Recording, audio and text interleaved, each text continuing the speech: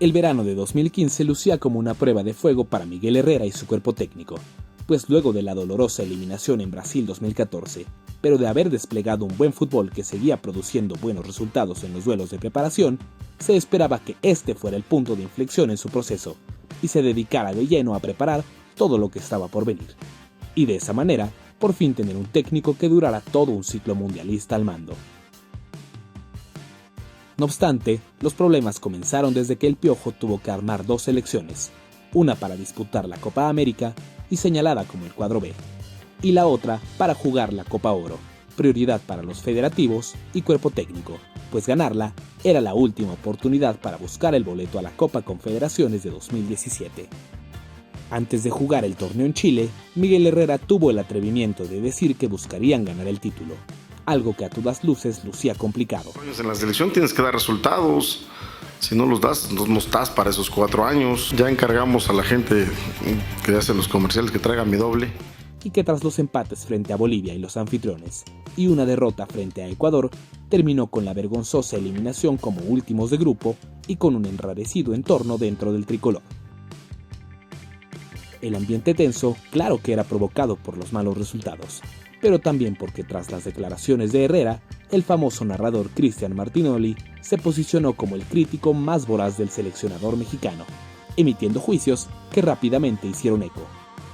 ¿Cuándo ha dicho Miguel Herrera en el Monterrey, en el Atlante? ¿Cuándo demonios dijo que él fue el culpable?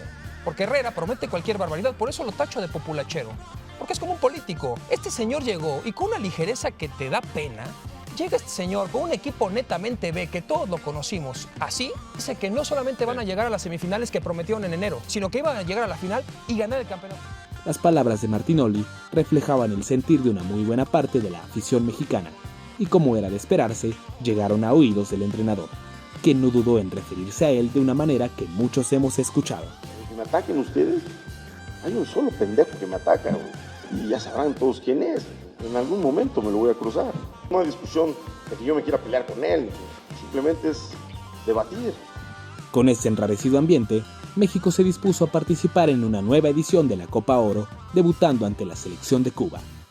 El tricolor pareció dejar atrás las críticas con una buena demostración ante el conjunto cubano, pues con 3 goles de Oribe Peralta, uno de Carlos Vela, quien volvía a un torneo importante con la selección, otro de Andrés Guardado y uno más de Giovanni Dos Santos, México se impuso con mucha facilidad a un equipo extremadamente limitado, pero que bien podría traer confianza al difícil entorno del conjunto azteca.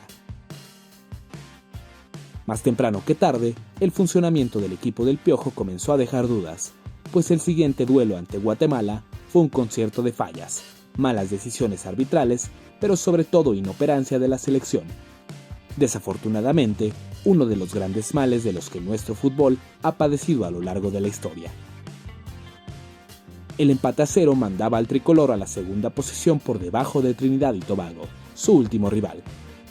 3 días después del casi ridículo empate con los Chapines, México se midió a los trinitarios con la obligación de sacar un triunfo que les diera el primer lugar. El árbitro central sería el estadounidense Mark Geiger, desconocido hasta ese momento en nuestras tierras, pero que 11 días después se convertiría en un aliado casi sin darnos cuenta. Desde el inicio se notó a un equipo mexicano con más idea y con muchas más ganas de ir al frente, dado el resultado que necesitaba. De esa forma, al minuto 32, Paul Aguilar apareció para marcar el primer tanto que parecía desahogaría todos los intentos y por fin podría abrir el partido. Tanto en el resto de la primera parte como en los inicios del segundo, México consiguió dominar, y al 51, Carlos Vela hizo de derecha su segunda anotación del torneo y la segunda para México en el partido, mismo que parecía ya no tener marcha atrás y conformaría el liderato mexicano. No obstante, tras el tanto del bombardero, el equipo mexicano se relajó y dio los que probablemente sean los peores 15 minutos de la era de Miguel Herrera. Keron Cummings descontó al 55, y tras el gol, Oribe tuvo una oportunidad de esas que no se presentan seguido, pero su falla le dejó la puerta abierta a Kenwyne Jones, quien a la siguiente igualó el partido, dejando atónito a todo aquel que apoyara a México en el estadio. Pero eso no fue lo peor. Lo más terrible fue que pasaron solo 9 minutos para que Cummings volviera a aparecer con un zurdazo inatajable para Ochoa y alejara al Tri del liderato de grupo. La media hora restante fue un toma y daca de ambos equipos, pues aunque ganaban el partido, Trinidad y Tobago no pensaba consentir al cuadro mexicano. Fue hasta el minuto 88 que Andrés Guardado se encontró con una pelota en las afueras del área para impactarla con todo el empeine y ponerla en el fondo. No obstante, la igualada tampoco le servía a México para ser líder, por lo que siguió presionando para que el mejor jugador trinitario, Jones, mandara el balón a su propio arco en el primer minuto del agregado, prácticamente dándole el triunfo y liderato a la escuadra azteca. Pero cuando el último minuto de la compensación se jugaba, Johannes Marshall se levantó en el corazón del área y aprovechó una de las carencias históricas del fútbol azteca, la pelota parada. Ese tanto le quitó el triunfo y el primer lugar a la selección del Piojo, y por supuesto que las críticas no se hicieron esperar, aunque lo peor estaba por venir. El segundo sitio del grupo provocó que el Tri se midiera en los cuartos de final a la selección de Costa Rica, y aunque claramente sería una prueba complicada, el tricolor dominó el partido y tuvo varias ocasiones. Sin embargo, la falta de contundencia volvió a hacer su aparición, evitando que los mexicanos consiguieran como mínimo un gol que les diera tranquilidad, e incluso hubo momentos donde se sufrieron. Pese a todo, las más claras fueron para los de negro, sobre todo una de Carlos Vela que el futbolista de la Real Sociedad perdonó increíblemente. El segundo 0-0 en 90 minutos en la Copa provocó los tiempos extra, donde Joel Campbell estuvo muy cerca de ganarlo para los centroamericanos. Sin embargo, en la que parecía ser la última jugada del duelo, el silbante Walter López nos daría la primera ayuda del torneo, cuando tras un centro pasado, Oribe Peralta cayó grotescamente en el área, y el guatemalteco no dudó en señalar el penal que Andrés Guardado convirtió en el gol de la clasificación, merecida por lo ocurrido en los 90, pero polémica por la forma en la que se consiguió. México avanzó así a la antesala de la final, donde se mediría a Panamá. El conjunto canalero se había metido a la semifinal a puro empate, por lo que mucha gente esperaba que el equipo mexicano avanzara sin problema. Muy lejos estábamos de imaginar que presenciaríamos el que quizá sea el partido más polémico en la historia de la CONCACAF. Mark Geiger, quien como recordarán había pitado el duelo ante Trinidad y Tobago, sería el árbitro central. Apenas habían pasado 3 minutos cuando llegó la primera polémica, pues sin balón, Carlos Vela le soltó un codazo a Aníbal Godoy. Sin embargo, el silbante norteamericano solo le mostró la tarjeta amarilla. Pero 20 minutos después, el criterio cambió completamente cuando Luis Tejada levantó de más el brazo y lo impactó en la cara del Maza Rodríguez.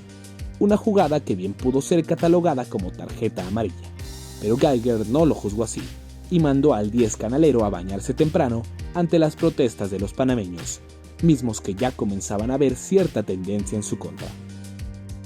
Con menos de media hora disputada, los centroamericanos ya comenzaban a perder la paciencia, y aunque en el resto del primer tiempo no hubo mucho más que comentar, México demostraba por enésima vez en el torneo que estaba muy pero muy por debajo del nivel alcanzado un año antes en Brasil. Así llegamos al minuto 56, cuando tras un tiro de esquina pasado, Román Torres, el capitán panameño, se levantó ante la tibia marca del Maza Rodríguez y con un frentazo venció a Guillermo Ochoa para que con un hombre menos adelantase en el marcador con toda justicia. La paupérrima exhibición de los mexicanos durante prácticamente toda la Copa Oro se hizo manifiesta en aquel encuentro, donde ninguna de las amenazas tibias de los atacantes hacía emplearse a fondo a Jaime Penedo. Así avanzamos al minuto 89, cuando el enésimo balonazo mexicano al área fue rechazado por Torres, quien por la propia inercia del juego cayó encima del balón. Un muy ligero contacto en el brazo que se produjo también por inercia fue suficiente para que el silbante norteamericano decidiera marcar el penal más polémico en la historia de la Copa Oro, algo que los canaleros ya no podían tolerar, amenazando con abandonar la cancha ante lo que ellos consideraban un robo, y que quedaba plasmado en las palabras de Roberto Rivera y Carlos William Otero, narradores panameños que no repararon en decir lo que pensaban. Dígame usted qué piensa. Increíble. No puede ser. No puede ser. Y Gavilán le está diciendo de todo. Este señor es un pésimo árbitro. ¡Qué mal arbitraje, señores! Una pésima actuación de No Diego. dice Carlos de León, eso no es penal. Señor, jamás donde va a poner la mano. Es absurdo. ¡Qué mal arbitraje, señores! Ya lo había favorecido en el primer tiempo con excederte al mostrar una tarjeta tan rigurosa como la roja. Increíble, señores.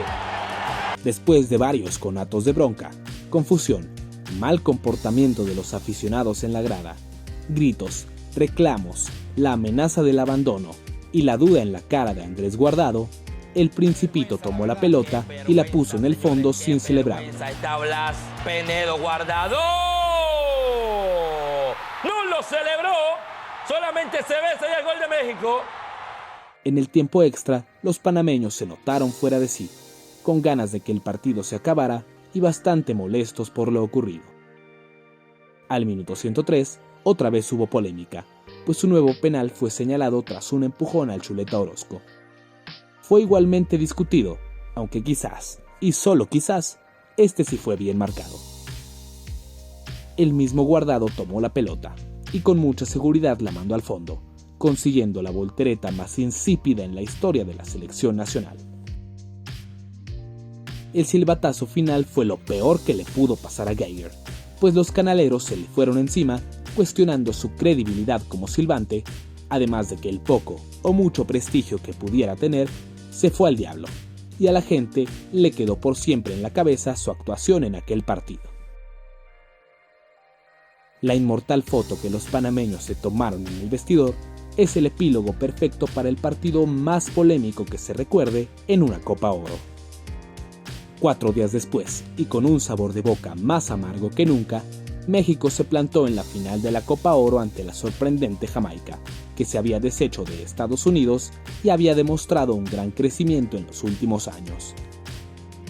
Para sorpresa de algunos, México disputó su mejor partido en la final, dominando a placer a unos caribeños que se les había terminado el gas. Andrés Guardado marcó el primero al minuto 31, con una volea de parte interna preciosa y que confirmaba al Principito como el mejor jugador del torneo. Algo realmente merecido, tomando en cuenta que fue el único futbolista del Tri que estuvo a la altura.